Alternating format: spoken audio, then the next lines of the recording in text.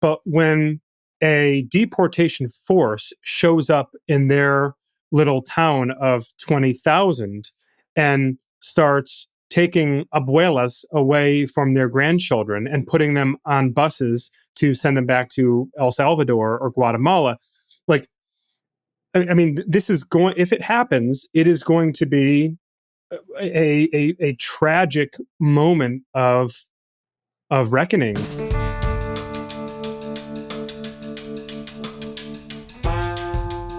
Hello, this is Russell Moore, and you're listening to The Russell Moore Show, brought to you by Christianity Today. Every week, we explore here conversations and questions from a Christian perspective to help you sort out how to live as a follower of Jesus in confusing times. And this week, we have a conversation to seek to do just that.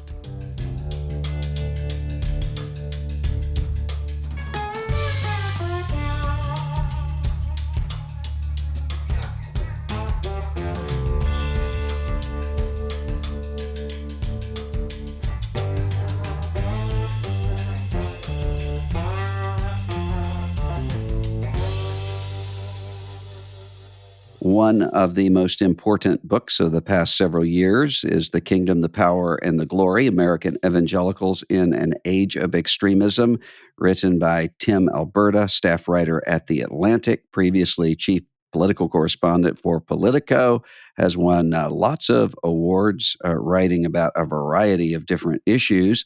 And we talked with Tim Alberta here on the show when the book came out.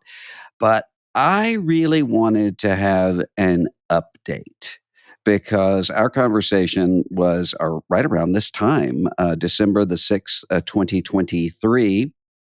And since then, we have had a presidential election, the election of Donald Trump again as president of the United States, with the question of what does that mean for American evangelical Christians again? And so I wanted to see if, in Tim Alberta's view, anything has changed, and if so, what? Tim Alberta, welcome back.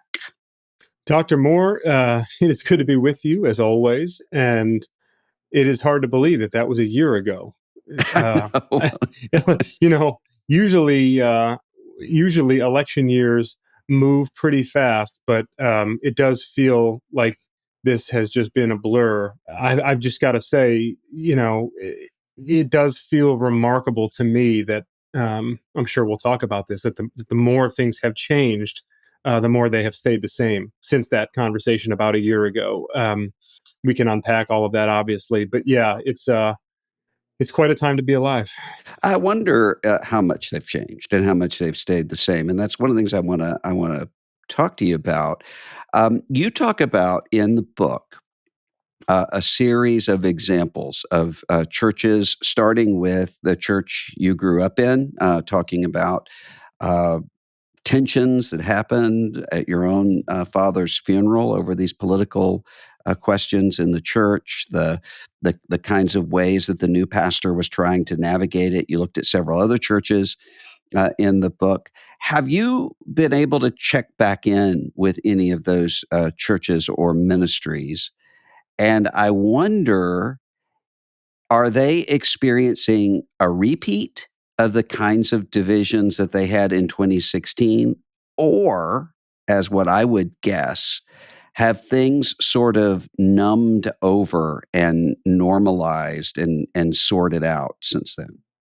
Yeah, it's a great question, and I've been in touch with a number of the folks that I featured in the book, and have talked with pastors, church leaders, congregants in some of these settings where I was reporting from, and overwhelmingly, it is the latter. There are sort of some calluses that have formed. In some cases, some rather thin calluses, but calluses nonetheless, that have formed over some of these wounds that were there, and I think you have a couple of things going on at once.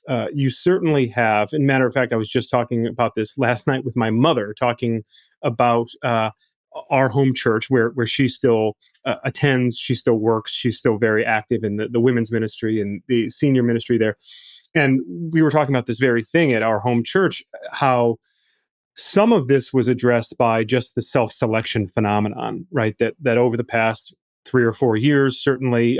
Some of it traces back even further, of course, but you had a lot of people just voting with their feet. A lot of church members looked around during the first Trump presidency, certainly in the aftermath of the first Trump presidency and during COVID, and just made up their mind that maybe they weren't in the right place, and so they relocated either to a church that was a little bit more fire and brimstone with its politics from the pulpit, or a church that stayed away from politics, or a church that practiced a different type of politics, whatever it was, right? Hmm. And so we certainly saw some of that, but then I think beyond that, in these congregations where people stayed despite having some differences of opinion, despite having some disagreements either with the pastor or with some people on staff or with their fellow congregants, people in their own Bible studies or small groups. I think that there's been you used the word numbing, and I think that that is one way to think about it. Almost as if to say that they all knew that this 2024 election was going to be brutal, and they understood what it meant to have Trump at the top of the ticket again.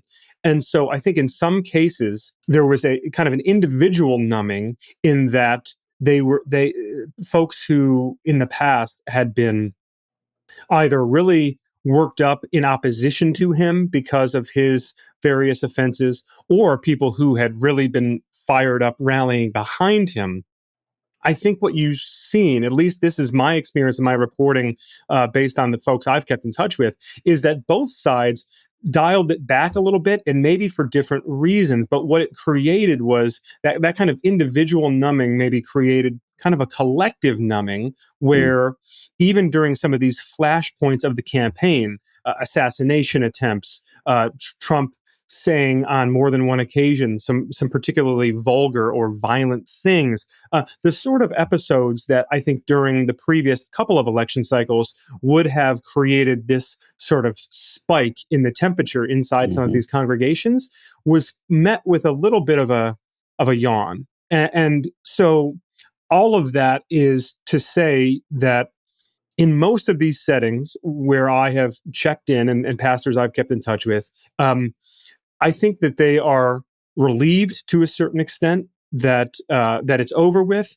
but in some cases, obviously, they fear that getting through the election was a heck of a lot easier than will be getting through 4 years of a Trump presidency, and that's where those calluses might be ripped off, and there could be new wounds in addition to the old ones.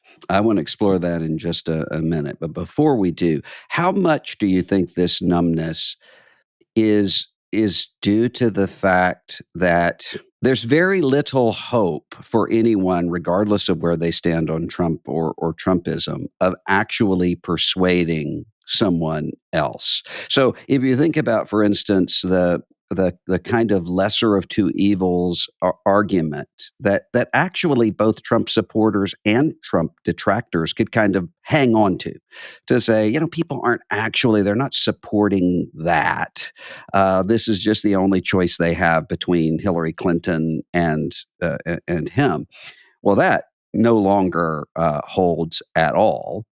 We didn't have a binary choice during the primaries, and you had the even greater numbers of evangelicals supporting Donald Trump there. You also have a list of things that have happened during the first Trump administration and after that frankly, if any of us who were Trump opponents had said this is likely to happen, it would have sounded deranged.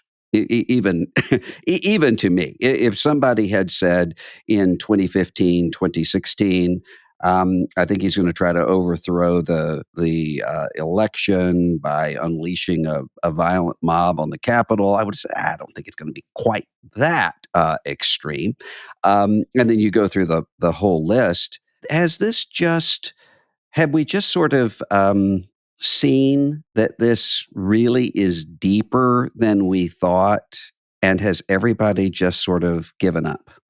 I would say that in the conversations I've had with voters who could be fairly qualified as persuadable, Dr. Moore, and there are not many of them left. Mm-hmm. It is a very small slice of the modeled universe of voters that both parties had looked at in House races, Senate races, and of course the presidential. I think you and I may have talked about this in the summertime, but there was, pretty much a consensus between both parties that you're looking at maybe a couple 100,000 voters spread across 15 or so counties that these two campaigns were keyed in on. I mean, this is just an incredibly small group of people who they believed truly could be pushed or pulled to one direction or the other.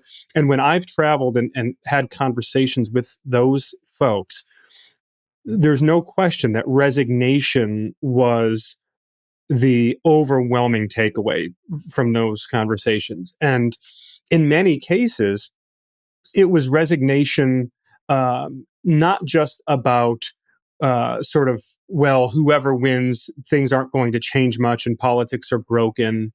But it was, I think, also specific to Trump that, yeah, I think he's probably not a good person. I cringe every time I hear him talk. I wish he wasn't running again. Um, but he was president before, and we survived. It wasn't the end of democracy as we know it. So, you know, maybe it's not going to be that bad. And maybe these folks really are just desperate to keep him out of office. So they'll say anything. And so just this, a resignation with the framing of the stakes, a resignation with the rhetoric from both parties, a resignation with the political class. And I said to my boss, Jeff Goldberg, right after the election, I said, it's interesting when we talk about disinformation and deception. And obviously, I've spilled as much ink on Trump's lies as any journalist in the country, I would think. And yet, so much of what I heard from voters, persuadable voters, around this question of honesty and lies was the Democratic Party told us Joe Biden was okay, right? Mm-hmm. They swore up and down that this guy was fit to serve another 4 years. That was obviously a lie. They Mm-hmm. didn't. They told us that the border was under control. That was obviously a lie. They told us that the economy was fine and Bidenomics was gonna take care of everything. That was not true. So I think there was almost a muddying of the waters. Whatever moral high ground the Democratic Party believed it had was eroded by the time Election Day arrived. And so when I talk about resignation, it's difficult to quantify, but that was also really present in so many of these conversations where people said, yeah, Trump is a liar. Trump is a con man, but I'm not sure that the Democratic Party is any better. And whatever your value judgment on any of this, I think that was an overwhelming sentiment that I was taking away from these conversations. And if you sat in on focus groups or looked at the crosstabs and some of the really good polling, you were seeing this time and time and time again. And so, in a lot of ways, I think that's probably the story of how Trump ultimately won. I was texting with, just before I came on the air with you, my friend Adam Kinzinger about a tweet that he posted earlier today, because John Rich of the country music duo Big and Rich put up a tweet that said, "Hunter Biden, you might be pardoned by your dad, but Jesus will never forgive you." Something along those lines. As we're recording this, it's right after Joe Biden has pardoned his son, Hunter. And Adam responded something along the lines of, that's an odd Christian viewpoint that Jesus won't forgive someone. To which Rich responded, well, Romans 1 shows us that God gives people over to a reprobate mind, after which they cannot be forgiven, they cannot be saved. And I just said to Adam, what is strange to me is that the person who's saying, save a horse, ride a cowboy, is a moral theologian on social media giving exegetical tips on Romans chapter 1.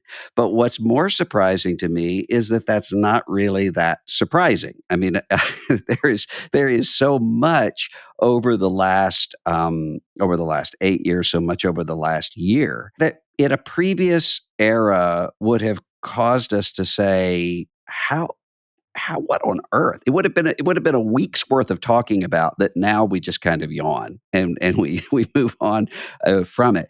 I wonder, one of the things that I hear a lot from Christians, whether they're reluctant Trump voters or Trump opponents or somewhere in between, what a lot of them are saying is something similar to what you mentioned earlier. There's a kind of bracing for the drama. That's what keeps coming up, is I just can't stand the thought of all of the drama. It's a constant news cycle of some controversy or atrocity or the other coming out into the world. And a lot of people are saying, I'm just my my my adrenal system just can't handle all that anymore, and I'm wanting to just turn it off. How are you seeing people who don't really want to be enlivened all the time, regardless of what they think of this,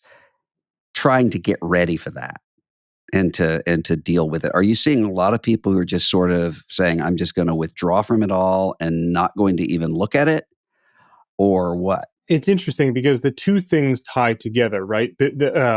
What you're talking about with Kinzinger and Rich there is that, to quote the prophet Jeremiah, they have forgotten how to blush, right? Hmm. That's where we are. And I would almost connect that to the second idea of, I think a lot of people are eager to sort of turn off whatever mechanism it is that might make them blush in the first place, right? In other words, whether that's unplugging entirely from the media, from social media, from your news feeds, cable or podcasts or wherever you get it, and just deciding that you're going to turn to other things, or whether it's staying engaged with all of that information, but making a concerted effort and sort of disciplining yourself on a daily basis to just not care as much, or to not get emotional about it. Look, if I'm being totally honest, I think that's that description I just gave is sort of where I'm at this point, because and this is reflective of the conversations I've had with a lot of folks who are in a similar space, where you feel at a certain point like you can only offer up so much. You only have so much righteous indignation to offer before that well runs dry. Hmm. And you know, uh, and I guess in a way, I become, in saying that, somewhat in league with and sympathetic to some of those arguments of resignation that I was describing earlier, where you will hear people say, yeah, Trump is a bad guy. He's a menace, right? But man, I feel like more and more all politicians are that way. And isn't this whole thing broken? Isn't he just a symptom of this corrupt establishment that has sort of taken over both parties? Now, to be clear, I think that is elementary and reductive and silly to a degree. But when you emerge from an election cycle like the one that we just had, where I was in the thick of it, paying very close attention to what both of these campaigns were doing, talking to leading officials in both parties regularly, pretty well embedded with a lot of these folks during critical moments of the campaign. It was difficult for me, as someone who views Trump as uniquely disqualified and as someone who is simply not morally fit for the office to which he has now been elected once again. It was difficult for me at times to work up that same level of firm, objective character judgment and moral judgment, values judgment on the man, given some of what I saw happening in the Democratic Party.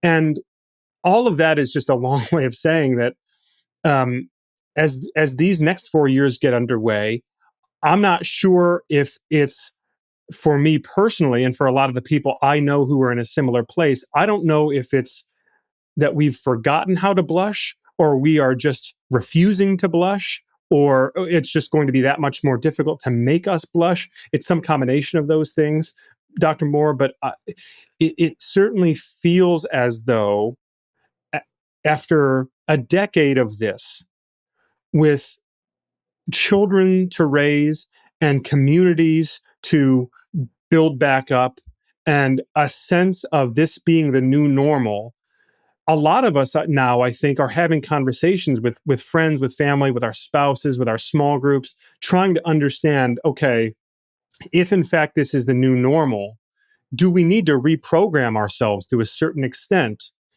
in a way that makes this feel more sustainable? Because the ways in which we were reacting to and engaging with so much of the news over the past 8, 9, 10 years does not feel sustainable. Is that why, I mean, remember the famous quote in 2016 from CBS, this is bad for the country, but it's great for CBS News.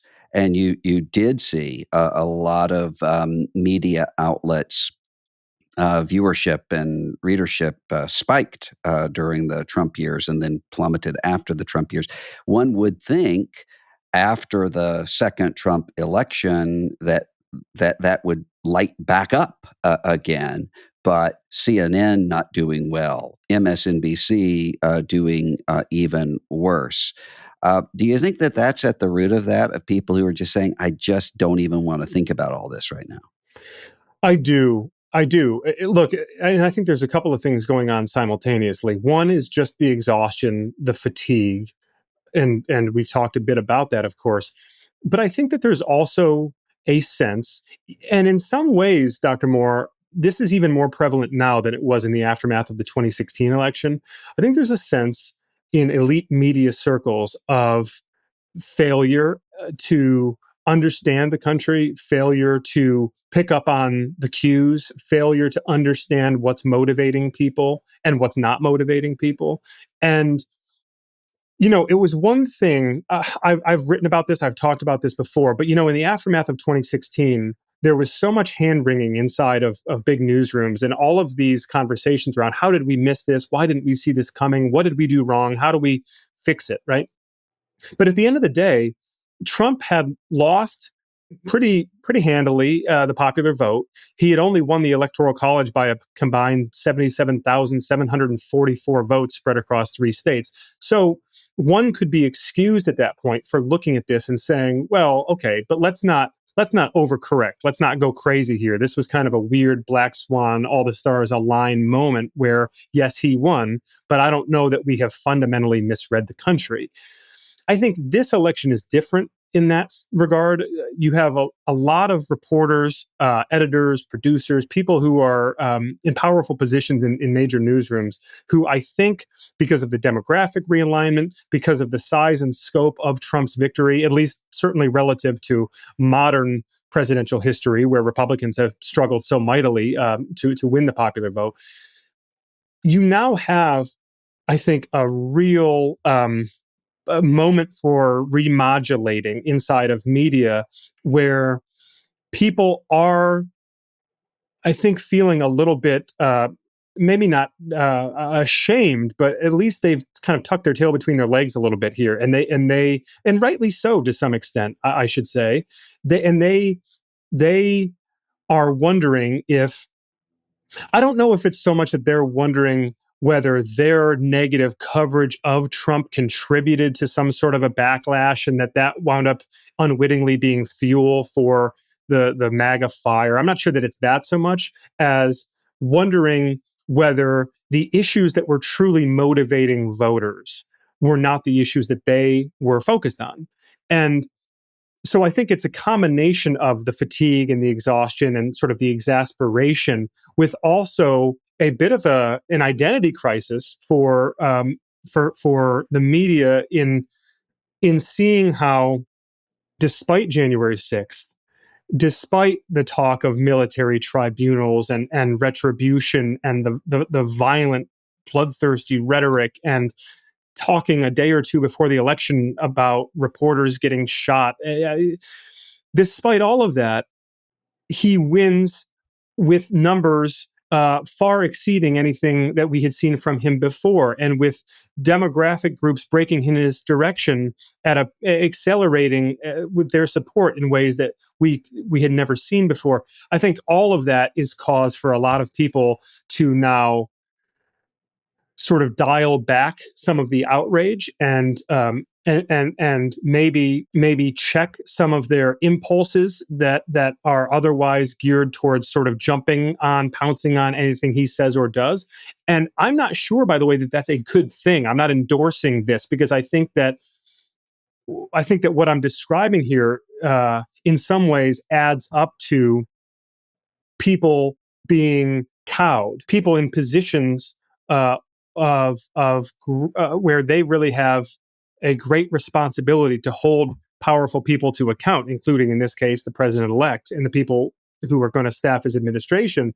Um, if you are feeling gun shy in this moment because of a combination of those factors I was just describing, I think that makes you vulnerable to some of the worst case scenarios that we could see play out in the country, and vulnerable in the sense that you might be pulling punches at exactly the moment where we as a country can't afford it. One of the things that came up repeatedly in 2016 as evangelicals were kind of moving toward the general election, thinking about what to do, was abortion. And many people who would say, I'm not quite used to Trump, but Mike Pence, solid pro-life person. I like the judges. And of course, we did end up with Roe v. Wade being overturned. You had a lot in the Democratic Party who were thinking, well, there's going to be a backlash to a lot of the things that are going on in the states in the aftermath of Roe. Most people, majority of the country is pro-choice on abortion. They'll show up and vote for Democrats. Now we're in this odd situation where that didn't work for Democrats. There was no pro-choice backlash because it seems that people don't really believe that Trump is going to be very pro-life. And we have a Secretary of Health and Human Services who is not just pro-choice, is a Kennedy. And you have some of the leading figures who were involved in HHS and some of the pro-life activities the first term who are not welcome now, precisely because they're so controversial by being very pro-life. Where does the abortion debate and conversation in the country go from here? It's a really interesting question, and your framing of it is right. I think one of the great ironies of the political season that we've just emerged from is that abortion wound up really not moving the needle much, in part because one party was banking on the other party to kind of hold up its end of the bargain, to sort of stake out its traditional position, or something at least approximating its traditional position, and believe that if it did, then it would pay real dividends at the ballot box, and they would be able to leverage that to mobilize some key voting groups. And the Republican Party just wouldn't take the bait. Starting with Trump, and then obviously once he puts Vance on the ticket, and Vance does a pretty dramatic about face on things that he had said in the past about abortion, and the people around Trump really are, I think, the key here. I mean, they had made it clear to him, his senior advisors, senior staffers on the campaign had made it clear to him, and let me make it clear, as they're making it clear, Dr. Moore, that they didn't have some uphill climb here in telling Trump, in emphasizing to Trump that staking out any sort of a hardline pro-life position was going to be politically disastrous for him, and toxic. They didn't have to really sell that, because Trump himself has never been invested in the abortion issue. It's just not something that excites him, animates him whatsoever. at a political or personal level. This was the ultimate in transactionalism when you think about that 2016 campaign, and then some of the people who he brought into the White House with him, and some of the things that he went along with and was talked into as far as executive orders, judicial nominees, things of that nature. That was all sort of playing the game. But once Roe v. Wade fell, Trump just sort of, washed his hands of it and said, well, okay, you got what you wanted, let's move on, right? And so it's fascinating because you had two things happening simultaneously. You had Democratic voters who were being and not Democratic based voters, but kind of Democratic leaning independents, persuadables, center left independents being told via tens of millions of dollars of paid media from the Democratic Party that Trump was going to lock up your teenage daughter, that he was going to preside over an abortion police force, that the Republican Party was going to turn America into a scene out of The Handmaid's Tale. And a lot of the people who were receiving that input, we know from the data we've reviewed now, they didn't believe it. They didn't buy it, right? And what's so interesting is that happening simultaneously is a lot of sort of social conservative Republican base voters were listening to Donald Trump and J.D. Vance and others repeatedly say in public that they were not going to pursue any sort of a national abortion ban, that the issue was going to just be left to the states, that they were not going to litigate this any further if elected. And those social conservative Republican base voters, they didn't believe it. They heard that and said, "Oh, well, he's just doing the thing. He's winking and nodding at us, right? He's just saying this thing because he's a smart businessman. He's a smart politician. He's just saying what he has to say in this moment. But we know what he'll really do once he's elected." And so the remarkable thing here politically, Dr. Moore, is that regardless of what Trump does or doesn't do in office, he's going to disappoint someone. He's going to make someone feel like they were lied to. And if I'm a betting man, I would say that it's the latter group. It's going to be those evangelical voters, those social conservative Catholic voters who are very much personally invested in the abortion issue, who really think that Trump and Vance pulled a fast one on the left by doing what they did. And instead, I think they're going to realize ultimately that they were the marks. Or it could be that what we're seeing is that abortion really didn't matter very much to a lot of social conservative voters, except as in an illustrative way of saying the other side is anti-life. Could it be RFK Jr. as HHS secretary? Could it be that for a lot of quote unquote social conservatives, they really are much more animated by vaccine and mask and lockdown questions than they are about the right to life? Well, that what you're posing there is, I think, one of the most important questions for understanding the next 10 to 15 years of Republican politics, because it's something that I've spent a lot of time trying to understand here in the last couple of years post Dobbs. And I'm not sure that I know that I don't personally have enough evidence to really feel strong in giving an answer there. But I'm not sure that we have enough data points yet. There's certainly something to this idea. I think you and I may have even discussed this a while back, but there's certainly something to this idea that the life issue has over a half century been so deeply embedded into the Republican DNA and certainly into the evangelical social conservative DNA that it creates a bit of muscle memory. And to a certain point, those voters who were for whom abortion was kind of the gateway drug to getting hooked on politics, and now once they're in and they're not going anywhere. And simultaneously, you have this constellation of other adjacent culture issues, transgenderism and sexuality and the like, that have become almost they're almost riding sidecar to the life issue for a lot of these voters, and they tend to begin viewing them all as part of a package deal. It's kind of a bundling mentality for a voter, and so I don't know that I'm to the point yet where we can say, well, a lot of these voters actually don't really care nearly as much about abortion as they tell themselves they do.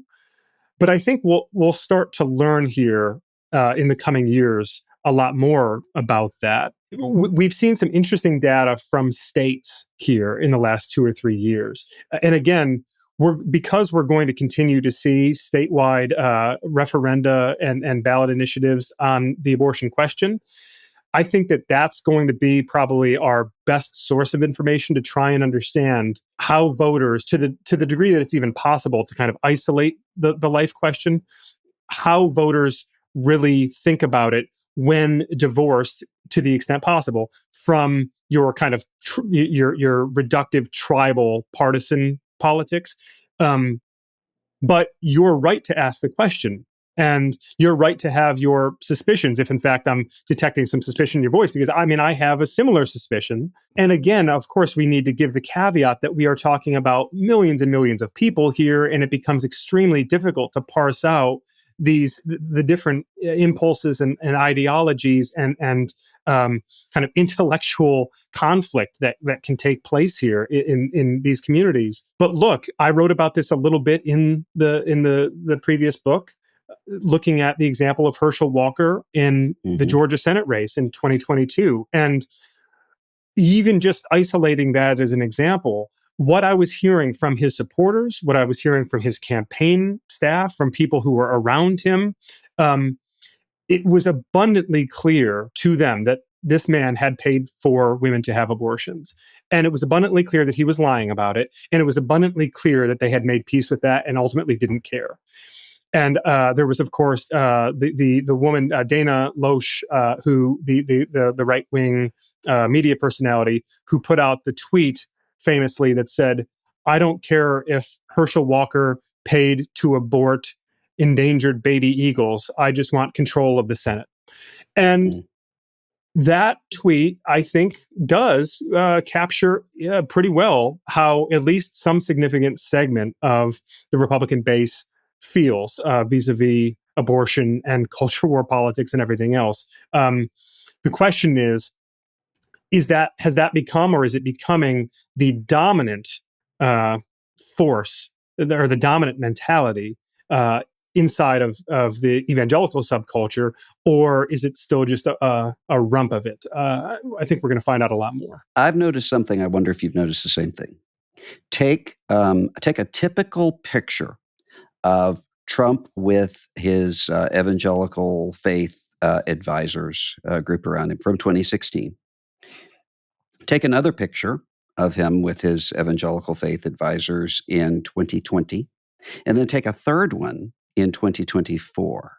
And what I have noticed is that a lot of the people who were in the first two pictures aren't there, or if they are, they're not right up next to him, even though they're still Trump supporters. What's different about that 2024 picture is it seems to me almost all of them are Pentecostal. Does that tell us anything about American culture and religion in politics right now? Yeah, it does. It's a great observation, and I've noticed something similar. And by the way, even at some of Trump's rallies, when there is the opening prayer, my colleague McKay Coppins had written a really interesting piece for The Atlantic, just kind of unpacking the rhetoric itself. But you would notice something similar, that the people being brought in to give the invocation at these events were not the people who were brought in during previous campaigns, either individually or just organizationally, denominationally. There had been a change it does say something, and I would even go a step further by saying the thing that it does say is not something terribly encouraging about the relationship between the Republican Party and the Christian right. I'm not entirely sure whether. Here's the thing. Let me step back for a moment, Dr. Moore, and say this because I think it's important. I could be wrong here, but I do not expect evangelical figureheads, influencers, activist leader types to have nearly the seat at the table inside this administration that they did in the last one. Mm. Now, that's not to say that there won't be photo ops, there won't be tours of the West Wing, there won't be events in the Rose Garden where there are executive orders signed and all of that. Right, that'll happen. But one of the really interesting things I noticed from covering this campaign, this Trump campaign, this third Trump campaign, was that unlike in the previous two iterations from 16 and 20, there was virtually zero inputs from evangelical leaders into this campaign at the decision-making level, at the personnel level, at the policy level. It just wasn't there, and it was really noticeable to me, especially as we were getting into convention season, and I had spent much of the year pretty well embedded in some ways with the Trump campaign, and have written a series of pieces from the spring through fall, really unpacking the campaign's personalities and its turf wars and its decision making and all of the tactical considerations. And I can remember on a couple of occasions remarking to some of the senior leadership of the campaign, like, boy, if there's one thing that's conspicuously absent here, it's the presence, whether it's seen or felt or heard, of some of those evangelical types who like to throw their weight around and who did throw their weight around both in 16 and in 20. And what I was told was that that was not accidental, that just there were decisions made early on about the sorts of people who they wanted to be at the table and who they wanted to be driving the bus, and I think that ties back to the previous bit of analysis that I was offering up about the life issue and about Trump distancing himself, but also Trump's advisors really demanding of him that he distance himself from the pro-life activist movement. Something has changed here inside of Trump world, and I'm not trying to be cagey when I say it that way. I have some sense of what has changed and why, but I don't know the full story. I just know that it was very apparent in this campaign that decisions had been made to sideline, to a large extent, uh, some of the faith leader types who had really been heavily involved with Trump's political operation in the two previous cycles. And from what I'm seeing in how he's staffing this White House, my very strong sense is that that's going to continue. And so, Because he doesn't think he needs those leaders, he can go directly around them, or because he thinks that that's a liability with the general public? I think it's a bit of both of those things, but I also think that he's now got 4 years to do what he wants to do. And the things he wants to do really have very little overlap with the things that the professional evangelical class wants him to do. Mhm. Um, it's funny, Dr. Moore. Like, you think back to some of these moments along the way. Trump in 2016 praising Planned Parenthood, defending Planned Parenthood from the debate stage, which seems like ancient history, right? Mhm. Um, and Trump defending the gay community in his acceptance speech in 2016. The White House celebrating Pride Month. We have this breadcrumb trail to look back upon, where we see time and again that Trump himself and many of the people who immediately surround Trump, they are culture warriors on certain battlefronts, but they are not Transgender issues and yes, stuff. Yeah. yeah. They will choose those fights, but their passion projects do not overlap all that much, especially at this stage with that, professional evangelical world that I was describing a moment ago. And so I think it's a combination of all those things that at this point makes for, it's not that it makes it an uneasy alliance, it just doesn't make it a terribly useful alliance for Trump. He doesn't have much of a reason for these people moving forward. Speaking of Pentecostalism, I mean, if you look at local churches, in a typical community, the church that is most likely to be truly multi ethnic is probably going to be a Pentecostal church. And with typically a large number of Hispanic Christians and families, people still think of the Hispanic community in the United States as being primarily Catholic. That's not true anymore. Pentecostalism is very strong, if not dominant, and that played a role in the election this year. What do you think will happen? Suppose we go into 2025 and there actually are mass deportations, and we actually do see some of those tough, as Trump would put it before, these tough pictures of mothers being separated from children and so forth, and camps. Just supposing all that does happen, how is that going to play out in that local church, or will it at all? I think it will. And, you know, there's going to be, I think, a reckoning in some of these communities because I spent a lot of time in 2022 in three places in Miami-Dade County, in the Rio Grande Valley, and in the Valley of Phoenix, and sort of greater sprawling metropolitan Phoenix in the valley there, and a ton of time for this piece I wound up writing for the Atlantic about why Hispanic voters were abandoning the Democratic Party. And it's interesting because two things can be true at the same time. Yes, Latino voters are far more conservative on the question of illegal immigration than many of us have wanted to acknowledge.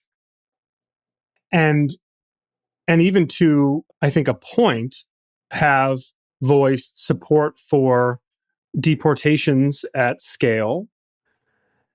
But what's also true is that these are the communities that are going to be ravaged by the sort of militarized dragnet, round them up and toss them out approach that Trump has at least said that he is in favor of, and that some of the people that he is putting around him are very much invested in pursuing.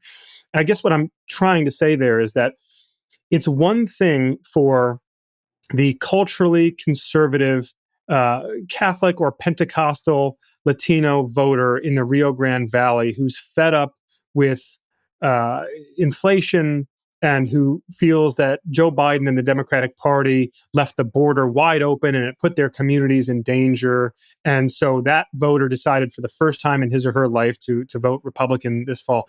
It's one thing for them to tell a pollster that, yeah, I'm okay with mass deportations because we've let way too many illegal immigrants into the country. That is one thing. But when a deportation force shows up in their little town of 20,000 and starts taking abuelas away from their grandchildren and putting them on buses to send them back to El Salvador or Guatemala, like, I mean, this is going, if it happens, it is going to be a tragic moment of reckoning in these communities. And we just don't know. We've never seen anything like this play out before. Um, But what we are kind of heading towards in that scenario is, we talked at the outset about the numbing of the electorate. Mhm. It's so interesting, Dr. Moore, when I started 10 or 12 years ago, really writing a lot on reporting a lot from the state of Arizona. It was around the time of SB 1070, which was the show your papers law in Arizona. And the fear among a lot of Republicans there was that it was going to turn the state blue by the early 2020s, right? And the irony is, of course, that the state did turn blue by 2020. Joe Biden wins the state by about 10,000 votes in 2020. And yet, one of the things I've noticed consistently in visiting and revisiting Arizona, and particularly Maricopa County over the past decade, is that a lot of the really nasty, vicious, violent, anti immigrant rhetoric that was so damaging to the Republican Party with Latino voters has sort of a decade ago has sort of become baked in, and a lot of those voters have become desensitized to it. And in fact, I even in this piece for the Atlantic a couple of years ago quoted a number of Latino voters saying effectively, yeah, they're racists, we know that, but they're still going to make a better economy for us, and that's what we care about, right? And so, and this is not some gringo in the Midwest making this up. I mean, these are what people were telling me. You can find these quotes for yourself, and so this is where I think we're in for this really fascinating rubber meeting the road moment, where if in fact Trump and his allies try to carry out the sort of mass deportation policy that they've been promising, what does that do politically? I mean, even setting aside the horrible human consequences of such a thing, but just politically, what does it do to the fastest growing voting bloc in the country, who has just in this past election, by a swing of 20 to 25 points, moved toward the Republican Party? It is nothing short of an existential question, I would think, for both of these parties. And for the pastor who has to get up in that church and preach the week after. Well, a couple weeks ago, I wrote about funeral directors and some of the ways I noticed funeral directors trying to cope with their jobs. You're a journalist. You're also a Christian. You have to see a lot of really seamy stuff in a way that kind of crosses all of the partisan and ideological sorts of boundaries. You have to deal with bad news. You have to deal with often bad people. How do you keep from becoming cynical? Oh, I'm not always successful. Say that up front, and I really try. I've got some disciplines, starting with just being in the Word and leaning on people in my life, pastor, small group friends, my wife, others who are really a source of encouragement and who can help keep things in perspective and achieve something of an equilibrium. But it's hard. I'm feeling some optimism that maybe there's going to be a moment to break through all of this, and that um, and that the chaos and the confusion and the political turmoil that feels never ending will actually present this, for all the challenges it presents, it might also present this window of opportunity to bring people back into community and into conversation in a way that we wouldn't have predicted. I don't know. I guess that's the optimism that I'm trying to cling to as I think about what these next few years may have in store. Tim Alberta is a staff writer at The Atlantic, and he is the author of The Kingdom, the Power, and the Glory, American Evangelicals in an Age of Extremism. It is always insightful and good to talk to you. Thanks for being with us, Tim. My pleasure, Dr. Moore. Thank you for having me.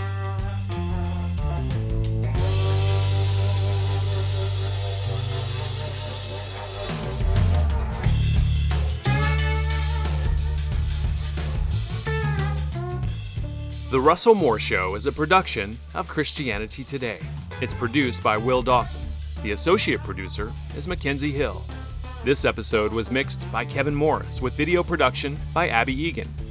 Theme music by Lennon Hutton. Eric Petrick and Mike Cosper are the executive producers of CT Media Podcasts, and Matt Stevens is our senior producer. If you enjoyed this episode, please leave us a rating and review to help more people find the show. Thanks for listening.